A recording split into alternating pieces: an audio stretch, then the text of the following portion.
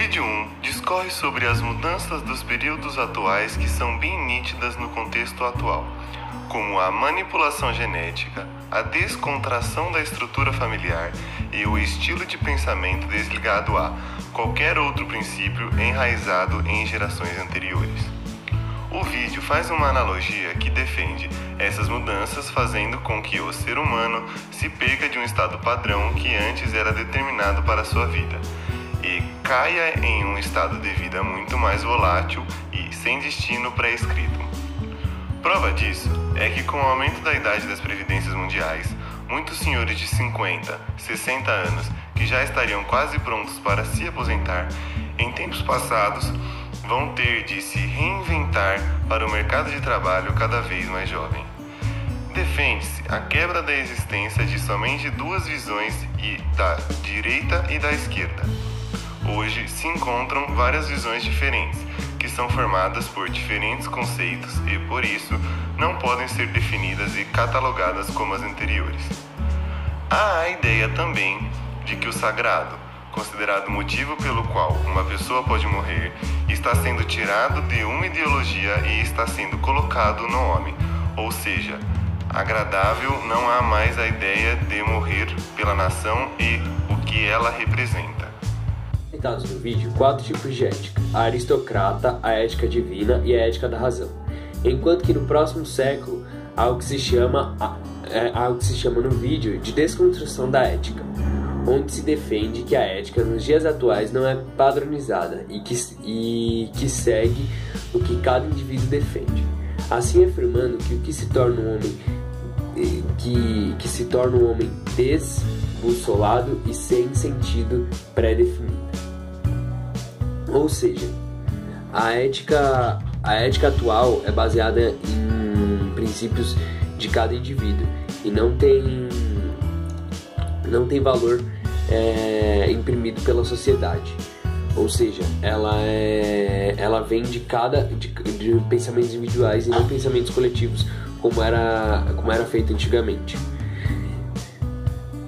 Se entende que o homem criou uma consciência humanitária maior do que a vista em séculos anteriores. E hoje um dos assuntos em pauta da humanidade adulta é preparar o mundo para as gerações futuras. Por isso, há constante enfoque em questões ambientais, de proteção de recursos e utilização de energias renováveis. O filósofo Lucifer Ferri defende que se criou uma consciência humanitária muito maior agora nos últimos séculos, porque se defende a visão de que o mundo precisa ser preparado para as gerações futuras e que se tem perdido muitos recursos naturais pelo desmatamento ou por outras questões que estão envolvendo e estão em crescente nos anos atuais, que é a preservação do meio ambiente e a utilização de energias renováveis para que as pessoas das próximas gerações possam viver no mesmo mundo sem dificuldades de se viver. Segundo o filósofo atual Lucifer Ferri, hoje as pessoas não se sacrificam por ideais qualquer, mas pelo novo humanismo só se sacrificam por quem nós amamos. Ou seja, hoje na sociedade atual não se defende mais ideologias já padronizadas como direitas e esquerdas, uma direita nacionalista e uma esquerda revolucionária. Não se defende mais esses ideais, mas sim tem-se que o que deve ser defendido é as pessoas a quem se amam e os ideais dessas pessoas. Ou seja, não há mais uma visão nacionalista onde o país está acima de tudo e se deve defender somente essa ideologia. O filósofo atual defende que a forma de buscar uma sociedade futura melhor é baseada no medo. pois projeções que mostram o fim dos recursos naturais e seus benefícios fazem com que as pessoas hoje tenham como objetivo protegê-los, algo que já era para ter sido implantado. Ou seja, o filósofo diz que hoje as ações do homem para melhorar para crescer sem denegrir o meio ambiente, deixar um ambiente bom para as gerações futuras, é baseada no medo, porque tem-se projeções para que em alguns anos os recursos naturais se cessem e não existam mais recursos naturais suficientes na Terra para a sobrevivência. Ou seja, o medo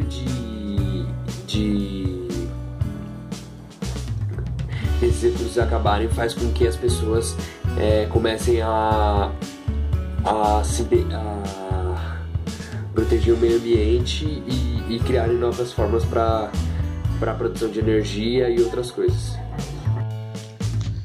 Luc Ferry, vendo esses conflitos contemporâneos, propõe um novo tipo de humanismo, onde não morremos pela pátria ou por uma evolução, ou também Deus. Propõe uma espiritualidade laica e, para ele, o amor é o que move a sociedade nos dias de hoje. Ele divide esse amor no princípio religioso, que serve para encontrar o sentido de nossas vidas, e o princípio humanismo, ligado mais à razão e aos direitos humanos, como, por exemplo, os grandes pensadores da época, como Newton e Einstein. Ele dava essa ideia de progresso no estilo de vida da população e contribuiu para a busca do estilo da vida pelo princípio religioso. Outro tema comentado pelo Ferry é sobre o amor, agora na Idade Média, onde as famílias nunca se casavam pela paixão e mais por motivos banais, como por exemplo a posição social privilegiada, a fortuna e as razões biológicas. Também nessa época o papel do amor ficava com o amante e por isso nunca deveria se casar com elas, já que o casamento não é um amor para a época. E nesses casamentos na Idade Média muitas vezes estavam ligados pela obrigação por parte dos pais com outras famílias, muito pelo motivo de junção de terras e tal, e isso se quebrou quando veio a sociedade capitalista e o trabalho assalariado, onde os jovens agora tinham essa autonomia no casamento e puderam assim se casar pelo amor. As consequências disso são a invenção do divórcio no futuro e consequência da cidade líquida, pós-moderna, que estamos embutidos, e agora também que os pais dão mais importância aos filhos. Luc Ferry também, ele trata o tema dos alunos de hoje. Ferry diz que eles são mal criados e não fazem silêncio nas aulas, não prestam atenção, e diz que as escolas de hoje são baseadas na sociedade ocidental, que é influenciada pelos ensinamentos na ética cristã, judaica e grega. E a escola nos passa os valores da mensagem de Cristo, Moisés e o saber. E ele diz também que quanto mais nós damos amor aos nossos filhos, eles terão a condição de conseguir superar as dificuldades de uma vida adulta no futuro. E também uma crítica que ele faz nos dias de hoje é que os professores não conseguem mais estabelecer uma lei, colocar a ordem em sala de aula, por exemplo, e negociar com os alunos, com os seus pais.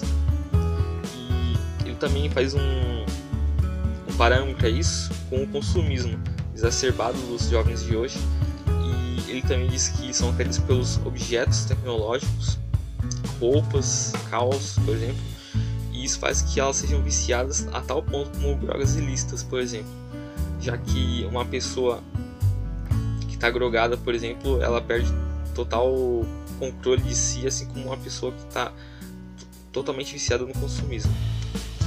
Outro tema que ele também discute é o tema da psicanálise. Ele diz que, por mesmo que o Estado seja laico, as crenças das pessoas ainda continuam vivas, e para a filosofia tem um papel muito importante nisso, porque por causa dessa laicidade do Estado é onde a filosofia entra, por causa de ela ser neutra. E ele também entra nessa tema da psicanálise pela angústia de Freud. E ele diz que essa angústia de Freud é quando nós somos divididos em dois, e como por exemplo um sentimento penoso de culpa, onde nós somos lacerados e divididos, e essa angústia de Freud, ela serve para nos conciliar, e tem uma frase também que ele diz no vídeo que amar e ser mortal é angustiante.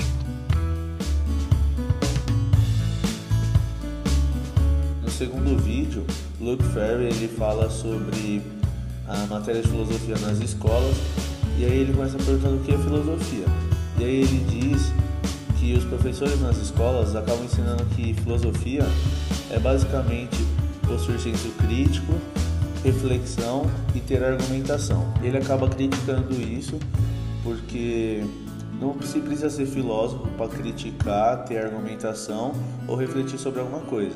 E ele critica falando que não é exclusividade da filosofia isso. E complementando essa crítica, Luke Ferry ele traz o seu próprio conceito de filosofia, pois ele fala que não tem nada a ver com isso que ensinam nas escolas, que claro que faz parte da filosofia criticar, argumentar e refletir, mas que não é isso que é a filosofia. E aí ele fala que desde a sua origem na Grécia até a filosofia contemporânea, até Nietzsche, ela acaba tratando de apenas uma questão, que seria a vida boa. E aí ele traz falando que a vida boa, ela seria não ter os medos que impedem de viver bem, de ter uma liberdade. E aí ele fala que a filosofia é quem ajuda os humanos a tratar sobre esses medos. E aí ele fala que se você pegar desde Platão até Nietzsche, você vai ver que todas as filosofias são doutrinas de salvação. E com isso, ele acaba trazendo a diferença entre a filosofia e a religião, falando que a religião ela promete que podemos nos salvar dos medos através da fé, através de Deus, onde há uma confiança em algo, digamos, maior. E a filosofia, ele fala que ela já é mais arrogante, onde nós podemos tratar dos medos, se curar dos medos através de nós mesmos, através das nossas forças e através da razão, onde não há uma confiança em Deus e sim em si mesmo. Após isso, ele fala que todos os filósofos possuem 3 eixos de questionamento: as questões sobre o conhecimento, as questões sobre a moral, ou ele fala sobre campo de jogo, ou seja, sobre a terra, aquelas questões sobre a terra é bela ou a terra é feia, e também questões sobre o objetivo ou finalidade do jogo, ou seja, questões sobre qual o sentido da vida humana. E aí ele fala que as pessoas hoje elas se confundem a moral com a espiritualidade e também a moral com a sabedoria. E aí ele trata dessa confusão que as pessoas fazem, explicando o que é moral, falando que a moral é como se fossem os nossos direitos humanos, assim, por assim dizer.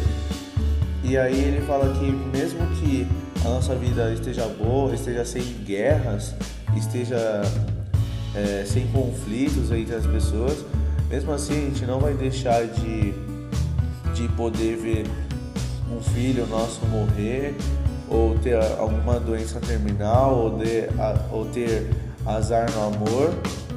E aí ele fala que isso são questões na moral, são questões de sabedoria e questão de espiritualidade, que é questão metafísica, ele fala, onde a moral não tem nada a ver com essas questões metafísicas. E por fim ele acaba trazendo o que seria o desafio da questão contemporânea, e ele fala que no fundo é encontrar equivalência contemporânea do que os gregos descobriram em seu universo cósmico.